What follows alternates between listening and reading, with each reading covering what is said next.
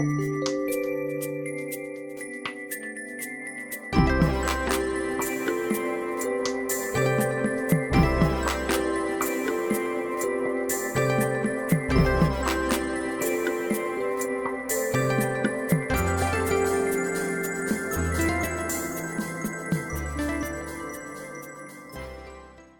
Aquarius. Welcome to Pandora Astrology's monthly horoscope for September of 2022. We are the astrologers of Pandora Astrology. I'm Jamie Kale Miller. I'm in Berkeley, California. Julia Mijas in Pioneer, California.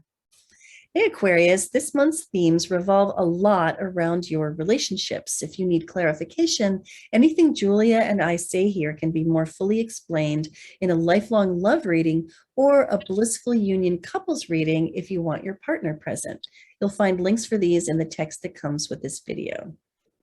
And along those lines, I do want to start with Juno Retrograde, which I mentioned last month and is continuing until October. It began in July.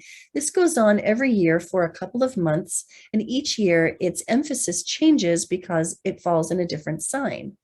Juno is the committed relationships archetype in our wheel, and so she has to do with business partnerships and also marriage. And when she goes retrograde, we find ourselves looking at the past of our relationships and our relationship past, our relationships in the past. And when in Pisces, that reflection period, that retrospection becomes sort of spiritual or even metaphysical in its bent. And we may be asking ourselves, is this partner of mine somebody that I feel linked with on a soul level? And if so, what does that mean about our relationship? For you, this Juno retrograde period falls in your second house, and I'm going to be brief because we have made a video about this already, which is in our 2022 news playlist on our YouTube channel, Pandora Astrology, but I'm going to bottom line it right now. The second house is the house of your money, your possessions, as opposed to the stuff that you share. And so this Juno retrograde period might have you rethinking, like, is this person my soulmate? And what does that mean about my money and how my money intersects with this relationship? Do I want to keep it separate? Do I want to blend it in? And what happens if I do? What happens if I don't? You might be having these kinds of thoughts. And if you do, then I want to let you know that some resolution is going to be coming on Commitment Clarity Day, which is happening September 7th, right about here, when there may be some insights and some clarity and some reflection that comes to you in the midst of this process that's been going on since July. So look for that. And I'm going to return to the theme of this Juno retrograde a little bit later in this horoscope. But for now, I want to find out what Julia has in mind about Mercury, Venus, and Mars. Yep, and I'm going to tell you. So, hey there, Aquarius.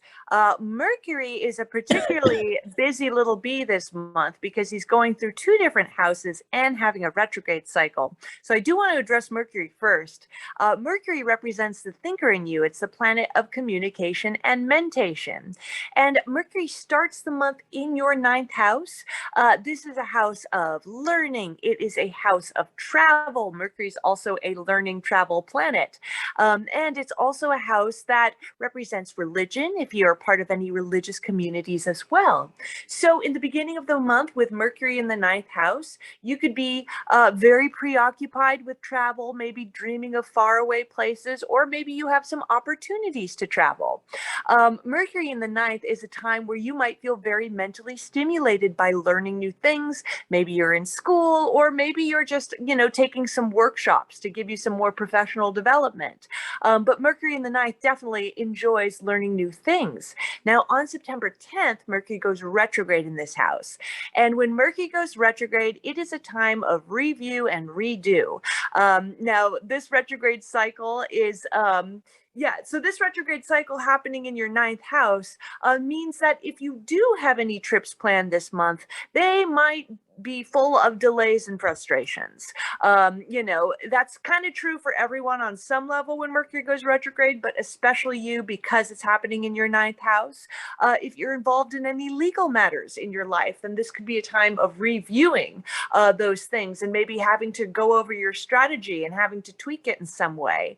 And Mercury retrograde in the ninth can mean that, you know, if you are learning something new, if you are taking a class, you might have to go back and relearn it again. You might think you have grasped something, and then all of a sudden you're like, oh God, no, I have to start from square one again. If you're writing papers in school, this can be a time of just having to go and edit and edit and edit. Now, September 22nd is a very interesting day. It's the Lesser Epiphany Day. There are two Epiphany days that happen around the retrograde cycle. The lesser one happens when Mercury is retrograde and conjoined the sun. The greater one happens when retrograde is when Mercury is direct and conjoined the sun. The technical information aside, when Mercury is conjoined the sun, it's a time of insights. It's a time of revelations. It's a time of clarity, especially maybe it has to pertain to what was going on during the retrograde cycle itself, as well as where is Mercury in your chart. So in the ninth house, you could be having clarifications, insights into something you're learning. Maybe you're thinking, should I go back to school? Oh, wait, yeah, no, I should, or maybe I don't need to. It can also be a time of those insights also happening into legal matters in your life as well. And then on September 23rd, this retrograding Mercury is going to dip back into your eighth house. This is a financial house. It's a house of investment. You know, it doesn't represent your paycheck or your salary. It's more like money that you make through investments or money that you have by pooling your resource with other people, such as your partner or your family members. So with Mercury retrograde in the eighth house after September 23rd, this might be a time where you're reviewing and rethinking your investments, maybe looking over your portfolio. This can also be a time of miscommunications, especially with other people close to you over the money in your life. And if you are doing any research, let's say, especially in school or even in your personal life, you might have to go over the conclusions that you thought you made during this time too. So try to keep your thinking as elastic as possible during Mercury retrograde cycles. Now, this whole retrograde business is going to be finishing up early next month on October 2nd. So we're going to cover that in our next month's video. So listen to those if you want to know how that's going to feel. Few things I'd like to say about Venus as well. She's the planet of art, beauty, and relationships. And wherever we have her, we get a little luck. We get a little pleasure in our lives. So on September 4th, Venus enters that eighth house of yours. Again, house of finance, house of research and investigation. It's also a sexual house too in astrology. So with Venus in the eighth house for much of the month, you could be getting a little bit of luck in terms of other people's money. Maybe your partner gets a raise and shares it with you, or maybe some loan comes through. You finally get a credit card that you really want. Maybe your credit's going up a little bit. Venus in the eighth house can also be a time where you're feeling a bit more intimate and sexual in your relationship as well. And Venus in the eighth house can be a time of just sort of enjoying a little bit of the darker side of life. Maybe that's watching, you know, some sort of scary horror movies, crime movies. If you're in therapy too, Venus can be a time where you sort of can really look at your dark side a little bit more and maybe get a little bit of luck in sort of how to sort of manage yourself psychologically as well.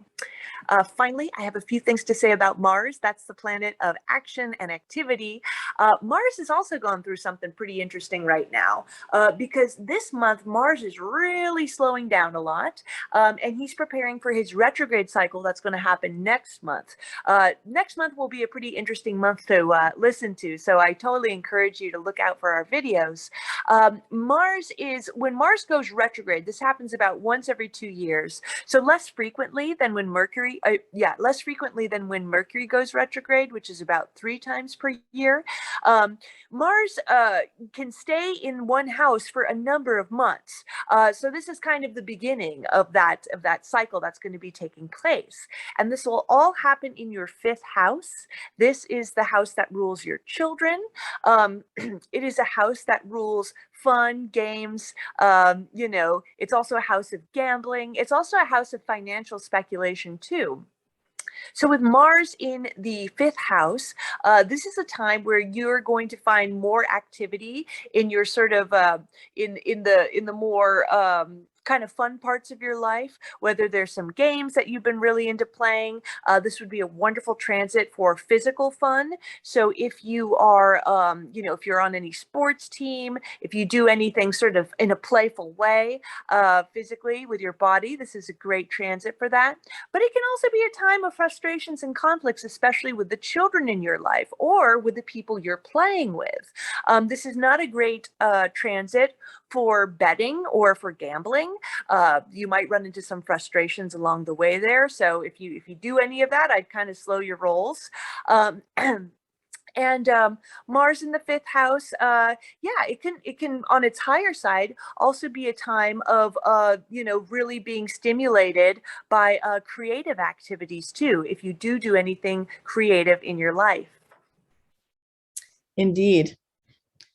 And I want to tell you about the 2 moons this month and the seasonal change. At the beginning of the month, the sun is in Virgo, and I would have talked about that in last month's horoscope. It's traveling along through your 8th house and lighting up the region of your finances that you share with others, whether that's a business partner or a spouse, or perhaps credit that you have used and a debt that you have acquired. So when the full moon happens, that occurs over here in the 2nd house, which is the house of the money that is yours, the possessions that are yours, including your own physical body and how you care for it. So this is a house of values and possessions and money too. So when the moon lands there, and this is a full moon, so emotions do tend to run high during a full moon. And this one plugs in very much to that Juno stuff that I was talking about. So remember at the beginning of this horoscope, I said that this Juno retrograde period landing in your 2nd house is going to have you thinking about money and its role in your relationship, and whether you should bring your money into the relationship or hold it separate, and how you might do that, and what would be the benefits or the deterrents to either of those approaches. During the full moon, I think that there's going to be some emotional clarity about this, and possibly feelings will run high. There certainly is the possibility of arguments with your spouse or business partner, but I think that they will smooth over fairly quickly. A moon's effects are fairly short-lived, and let this be an opportunity to more fully and deeply understand the meaning behind and underneath your relationship. We're calling this moon Reimagine Relationships, but Face Pragmatic Facts. And while the Juno and moon side of this equation being here in Pisces will pull you into that imaginative dream state, which will have you, fancifully considering the ideal nature and level of the relationship and your finances. The sun in Virgo over here in the 8th house is pulling for some harsh realities about your state of debt or your partner's state of debt, or how very much you may be invested in them. So lots of stuff to work out around this full moon. Now then, later on in the month, as the sun leaves Virgo and enters Libra, right about here on the 23rd, that's the day when it hooks up with Mercury in what Julia called Lesser Epiphany Day, a day of insight and clarity. And that may be tied to things, 9th house. I like to think of this as the house of worldview or meaning. It's the house of the seeker. And wherever the sun goes, we want to bring the high quality attention, the sunlight that can cause things to grow and flourish. And so when the sun enters into the ninth house, it's a really good time for growth experiences, explorations, adventures, perhaps foreign travel, cultural explorations, and expanding your resilience through a search for meaning. So Mercury at that point is just leaving that house and returning to the eighth house. So I think there's a bit of a passing of the baton that happens here as these two cross over each other, and Mercury ends up back in the eighth while the sun has moved on to the ninth. So the sun takes up that, journey to understand meaning, while Mercury goes back to the bookkeeper to see what is going on in your finances.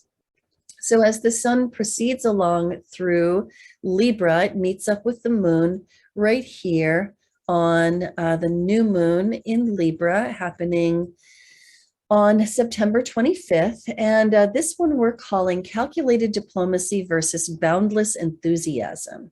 The calculated diplomacy is obvious. That's because Mercury is here with the sun and moon, bringing in his, calculating and thoughtful and analytical nature here in Virgo, while the moon in Libra has very much that bent towards diplomacy, fairness, balance, that sort of thing. And the moon and the sun together, when they join up, it's a really good time for starting over, for planting seeds, for beginning something new, something that you're really just in the very, very nascent phases of. Don't expect those seeds to sprout right away overnight like Jack's beanstalk, but expect that they will germinate in their own time and fruit and flower later on. Flower and fruit, I suppose, in that order. But this is a really good time. This new moon is a really good time to plant seeds of along that journey, to meaning, to understand your own life in a bigger and broader way. So I said this moon we're calling calculated diplomacy versus boundless enthusiasm because Jupiter is over here occupying your third house and bringing lots of bounciness and enthusiasm. And I'm thinking of this Jupiter in Aries a little bit like a golden retriever, slobbering all over you in its excitement to greet you. But that can pull a lot of energy and attention away from what the sun and the moon are up to. So finding some balance between the diplomacy and the cool, like social, what is it like, Libra is just so personable, right? And that versus like the bounce and goofiness of this Jupiter in Aries over here in the third house. And with this Jupiter falling here in the third house, it wouldn't be surprising if you had a little bit of the foot and mouth disease during this particular moon. So when you're trying to plant those seeds of diplomacy, choose your words wisely so that Jupiter doesn't, sort of place your foot well in your mouth during that particular moon. Well, there you have it, Aquarius. You can always find out more in your other signs horoscope, your rising signs horoscope, which will work a lot better for you. And you can find your horoscopes on our website, pandoraastrology.com, in the horoscope tab. And if you wanted a reading, which I have recommended to you, like the lifelong love reading or the blissful union couples reading, you can find you can find links for those in the YouTube description below, obviously, but also you can find them in the readings tab on our site. And if you want to know more about this month's moons or that Juno retrograde, then you can check out the monthly forecast tab on our site as well. And until next time, we'll see you around the cosmos. Bye. Bye.